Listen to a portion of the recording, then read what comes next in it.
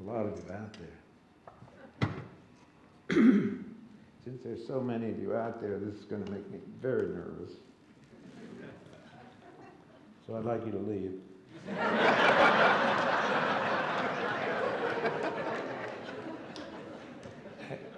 Actually, I'd like to just talk to each of you. That'll make me less nervous, and the rest of you can listen in. Oop.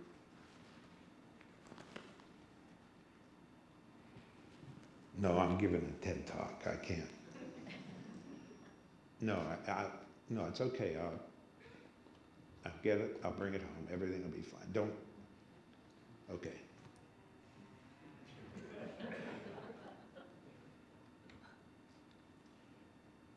See, that's tech stuff, high tech. This is old school. This is real old school. Well, boy, 4 things to inspire, uplift. What I want to do now is lower your standards.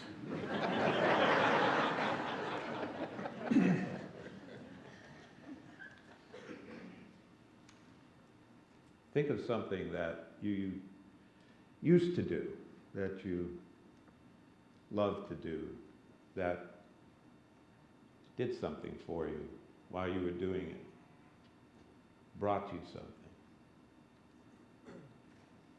Everybody thinking of? Now think of that thing that you gave up, that you loved to do. You gave up because you weren't, not good enough. Wasn't good enough, so give it up.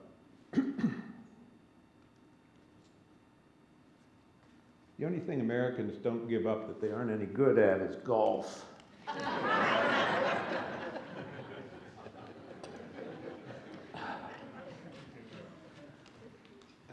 Before every one of my classes, I would ask the students to think that same thing. Raise your hand, I'd ask them if they've given up something that really mattered to them, that they loved. And in all the years of teaching there, every single student put a hand up. There was never a student who didn't put a hand up. So like an honorable teacher, I gave them an assignment. And that was that at graduation, when they walked across that stage and got that diploma, that they had reclaimed at least one of those things that they'd given up.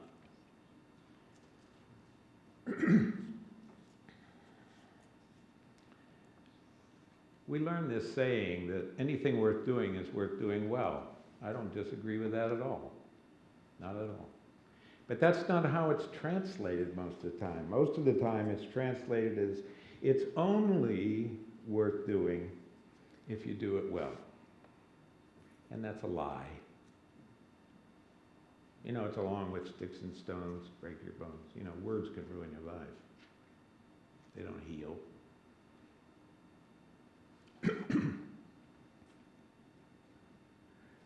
It's only worth doing if you do it well. It's not true. There are many more important reasons. You don't have to be, in fact, you can even do something imperfectly and something wonderful can come out of it. Here's that. I get all my ideas from our daughter. She couldn't be here today to give this speech, so I'm doing it.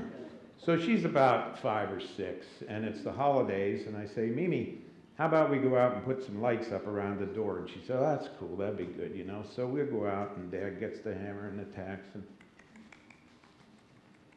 all the way down to the bottom over here with those tacks. We get the string of lights, and Dad goes down here, up to the top, over the door.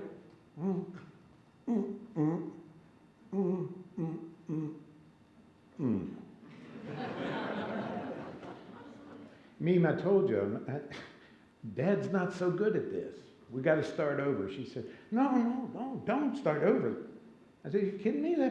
What do you mean? Look. And she said, no, don't start over. I said, why? She said, because it's perfectly imperfect. perfectly imperfect. And she was right.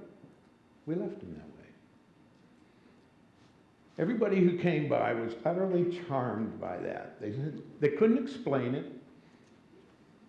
There was something just warm and wonderful about those perfectly imperfect lights.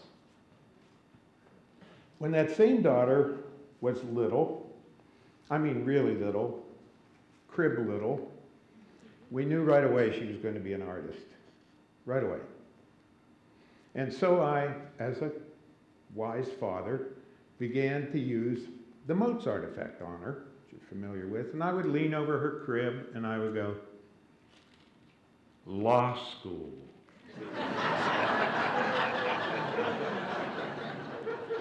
Accounting.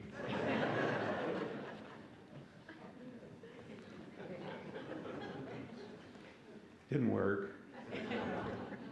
She was such an artist. As a little kid, we finally had to put up a big sheet of paper beside her bed so that when she would wake up, she would draw, paint, color. Wish I still had those. I'd probably make some bucks off them. And then when she got a little bit older, she said, philosophically, a child, you know, she said, "What's art?" Now, I have colleagues just down the street, or had, who would spend most of their life talking about that. I told them backstage, if this was perfectly imperfect, that they'd have to come out and redo this. Okay. She said, is it a place? We said it's a place. It's a place where you go, where you can be yourself, where you're not distracted by everything else, where you can make discoveries and magical things can happen. It's a place. You don't have to do it well. And doing something well is so often defined as excellent, you know, excellent. I spent my years in a college. Colleges and universities are always pursuing excellence.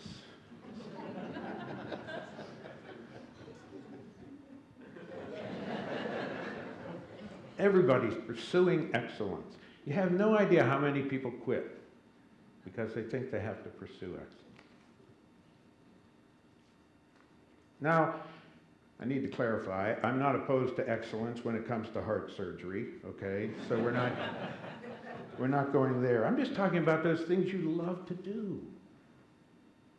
And to not discourage all those people around you by saying the only reason to do it is you have to do it well. No, you don't. No, you don't. It's not a reason to give anything up. And besides, if we are constantly obsessed with the percent of excellence, we can forget that it's not benign. Story.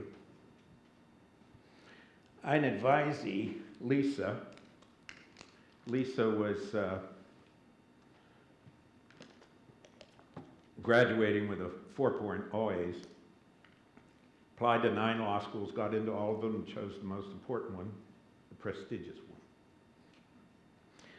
She called me on graduation day and asked if I could meet her in my office. I said, sure, Lisa. So I'm in the office. Lisa comes in, and she starts to cry. And I'm going to think, oh boy, I'm channel Dr. Phil, channel Dr. Phil. And she's just crying. And I said, well, are you, Lisa, I'm sorry you're crying. I know it's a moving and emotional day, you know, and there's things you leave behind,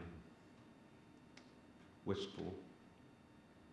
And she finally caught her breath and she said, no, that's really not it. And I said, well, what? And she said, I missed it. I missed the whole thing.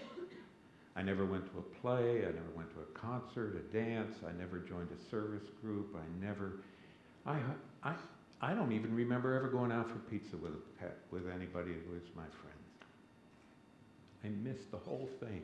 and I can't get it back. And I know I could have gotten good grades, and I know I would have gotten into law school. Anyway, see, it's not benign. In her words, she was hurt by pursuing excellence, and that it's only worth doing if you do it well. Education is notorious for pursuing excellence, as I said, and we're caught up in evaluations and rankings and gradings. And when I started teaching and with my poetry students, they would show me a poem and I'd say, oh, look what you could do here, look, look, look, look, look. And I'd look at them and then, boom. All they heard was it wasn't good enough. But they also heard something else, and that was that their grade went down. It was always the grade went down. No matter what, I couldn't come up with anything to convince them. So the only sane thing I thought of to do was to get rid of grades by giving them all A's. I was worried at first that I'd get that reputation, he's an easy A. Boy, am I.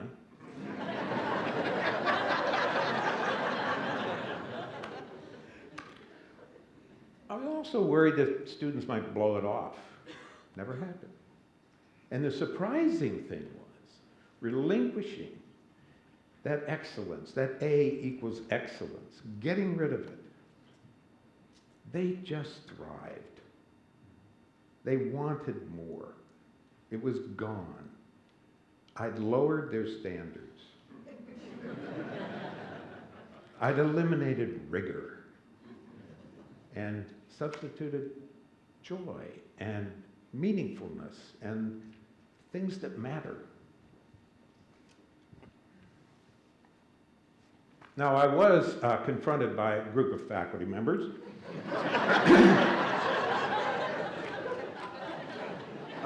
who very gently came up to me and said, it seems to us that you have no academic standards. And my wise guy, inner imp, thought to reply, you're right, my standards are just a lot higher than that. See, we depend on the imperfect. It's what's soulful. It's what keeps us human and caring. And we can go to the Royal Shakespeare Company and see a production of King Lear, and it will be fabulous, and it'll be excellent, and I'm not demeaning it at all. But we can also, out of my tradition, go to a Christmas third grade pageant, and Mary will be waving at Grandma, and Joseph will be picking his nose, the wise men will be punching each other, and we'll remember it forever. When Mimi was 7, we were taking a walk. And she looks up and she says, Dad, I know the most important word in the world. All right, what is it? And she said, it's with.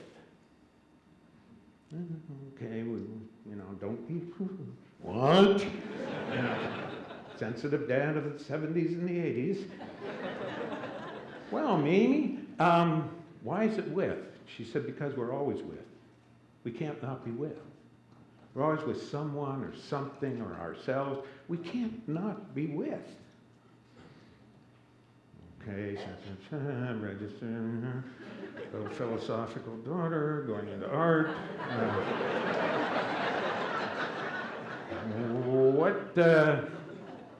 What does that mean to you, Mimi? And she said, it means you have to try always to create a really good with.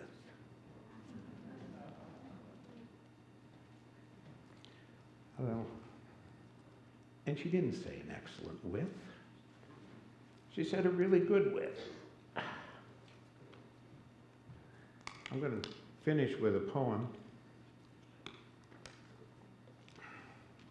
I feel a little like Valvano. They're counting my time now like I care, you know.